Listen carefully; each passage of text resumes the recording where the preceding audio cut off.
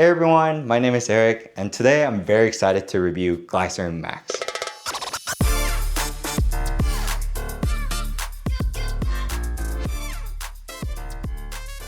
I know in 2024, a lot of runners and a lot of YouTubers voted this as the best Max shoes of 2024. I know I'm a bit late to the party, but in 2025, I was able to get a pair and I was able to run around 100 miles in it.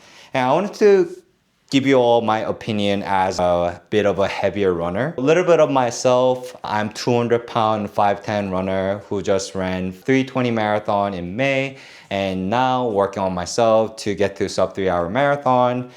Right now I'm in the training block again. I'm running consistently at least 40 miles a week and trying to build up my mileage. And yeah, I wanted to give you my honest opinion on the shoes, what I loved about the shoes and what I disliked. Let's talk about the shoes in details, parts by parts. First, let's talk about the upper. As you can see, even though I put in already 100 miles in it, there's no stitch coming out. It's super durable and yeah, everything looks fresh. And there's a really good foam that supports your heel in the back as well. I think Brooks, even though it's not flashy, what it's known for is its durability, and Glycerin really embraces that durability and built like a tank mentality. Even though it's durable, it could be a double-edged sword where if the upper is built really well, sometimes it could be not as breathable compared to other shoes. In very hot weather, the shoes can get really hot.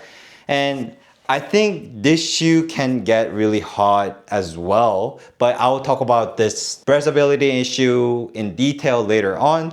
But upper wise, you know, very well made, very strong, very comfortable, and it's great. Next part is talking about the shape in general. So wide toe box, wide midsole. As you can see, Brooks usually give you an option of normal width and wide width. When I saw that it only provided one width for the shoes, I was a bit disappointed because technically I wear 12.2E in Brooks Glycerin. I thought, wait, man, I'm gonna be stuck with another normal shoes. I won't fit in properly.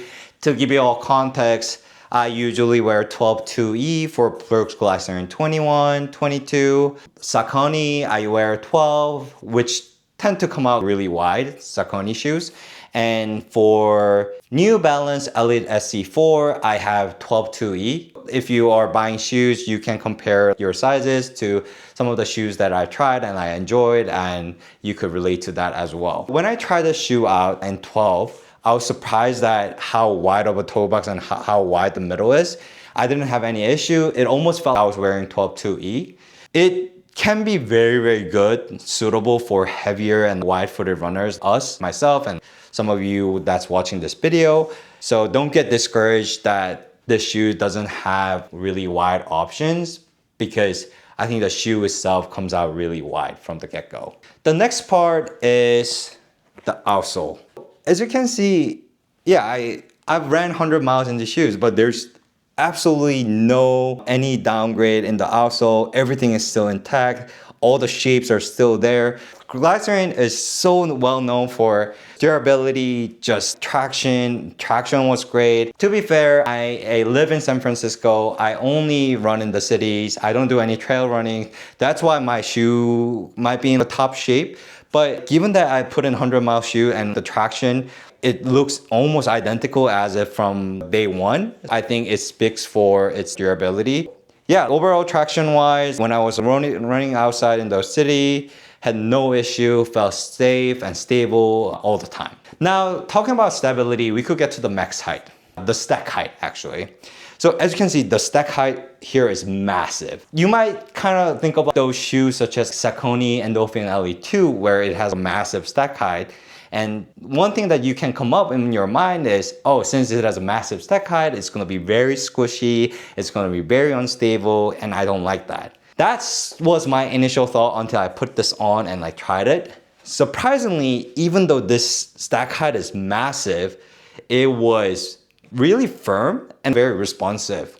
That's why I've heard comments saying that a lot of people use these shoes primarily for long runs and recovery runs and easy runs. But some people were able to put in some speed work in these shoes.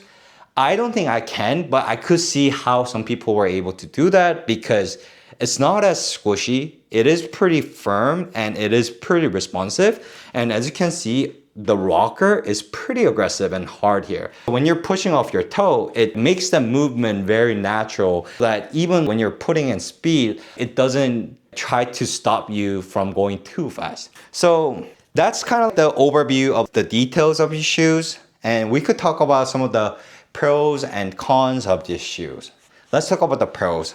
I think the first major pro is that it does phenomenal job helping you to recover better. The reason being is that I think that the max height, it protects your legs so much. And me being a heavier runner, I am running 6 times a week and working out twice a week, where sometimes I do really heavy weights, where I really need time to recover properly and not get hurt. After a very heavy run or when my leg is really beat up from those workouts, I found myself reaching out to these shoes because whenever I put on these shoes and after this run, I feel really safe and feel good afterward. It's just such a phenomenal, comfortable shoes where if you want to zone out, fantasy football season is back. I sometimes listen to football podcasts or Audible or some of my favorite tunes and put on the shoe and forget. And I zone out, cruise control, and enjoy this relaxing, cushy ride. It does a phenomenal job in that.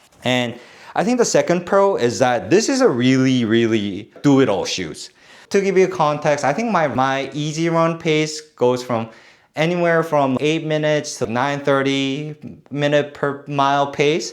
And I've tried all those paces in these shoes, and this shoe, whether I'm running 9:30 or 8-minute pace, I didn't feel that much of a big of difference. It gave me a confidence that, oh wow, it's not slow shoes. If I want to put in strides and do some little bit of speed work, I am able to use the shoes. And since this shoe, the design itself is not too flashy and out there, what I do is I usually wear this to work a lot because part of continuing from pro number one, I want to give my legs as much breathing room. I want to recover as much as possible. When I'm walking to work or going to work, I would put on the shoe and walk there. Or if I'm meeting friends or traveling, I actually use this as my day-to-day shoes and on top of it, training shoes as well. But I wouldn't say this is, tempo running shoes where I'm running in zone 3 or zone 4, putting it out there because it does get heavy. But overall, it's a very versatile shoes, and I think it could do a lot for normal day-to-day runners. And yeah, this is a great shoes. Speaking about cons in this shoe,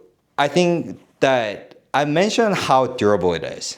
And the issue is that since this is really thick, it gets really hot inside. Every time I run around 7 or 10 miles plus in this shoe, at the end, I start noticing my feet getting really hot in this area. And some people might say, oh, it might be your socks. That might be the issue. I'm using CEP running sock, which is known to be very good for its quality. And I've tried that running socks with all the other shoes. Saucony Endorphin Elite, Elite 2, Endorphin Pro 4, Glycerin 21. Never had that issue even though I was running 16 mile plus in those shoes. But for these shoes, typically, I always get hot inside. That's why I don't try to use this shoe for a really long run for myself. But overall, if I'm doing an easy run of 7 miles, 5 miles, this is my to-go shoes. But keep in mind that I think if you're really on the heavier side and if you're a bigger runner, I could see this shoe getting really hot in a hotter climate. But if the weather is fine and you don't mind that, go ahead. I think that won't be an issue for most of the people out there. The second issue is that this was not an issue for me, but I think it could be an issue for a lot of people because this comes out really wide. I feel this is 12-2E, not regular 12. It fit me perfectly, but for people with narrow foot or just normal foot, you might feel it can get too big, too clunky, and the wide is too much. Keep that in mind. Maybe Asics Nova Plus, I heard that I think it's got medium option. Maybe that's another Max shoes that you could go for. But when you're buying that, if that width is too wide for you, that could be an issue for you. Another issue that I want to mention is it's $200 at the moment, but that is a pretty pricey shoes for like easy day recovery shoes, while that's kind of a price point for carbon plated race shoes. If the price is not an issue for you, I think this is a great walking shoes, great recovery shoes. But if it is, I think I would hold off to, get a discount code on Labor Day weekend sales or those national holiday sales. I think that's what I'm going to do. Wait for those deals and maybe pick up another pair.